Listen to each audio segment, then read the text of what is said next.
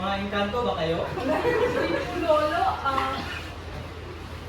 sana sa Salbuya po kami nagaling. Pwede po po nangin magtanong. School project kasi. Kung makakatulong ako sa inyo, halina pumunta muna tayo sa bahay.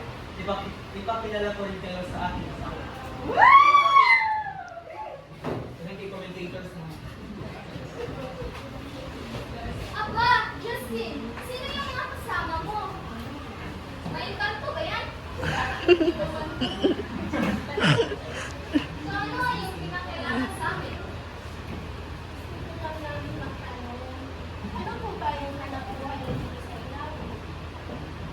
Karamihan sa amin ay isla sa ilog. May nagtatanim rin ng palay at gulay. Ang kalakal ay sa pamamagitan ng kalitan. Wala pong cellphone. TikTok. Ha? TikTok? Wala. Pero meron kaming sayawan tuwing start. Ano naman po ang mga paniniwala ninyo noon? Naniniwala kami sa mga espiritu na meron din kami mga kabayan na tumutulong sa amin kapag may ritual o kami ang espiritu. Paano po kayo nakatulong sa kalikasan?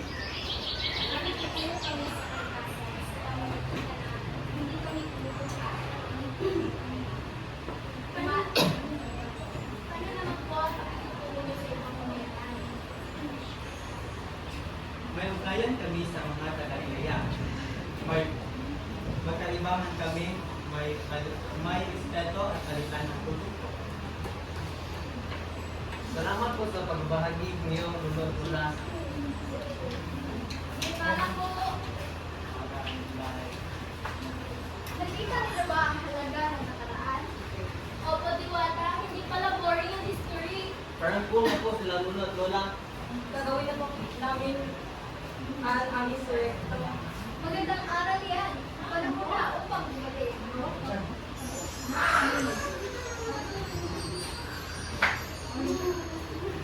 Ayun naman na, Marie. Gusto ko na magpapagawa ng project. Oo nga, gawin na natin ang project. At ibahagi sa ibang ang ating pinagmulan. Ang Kasaysayan ay gabay, hindi kalaban.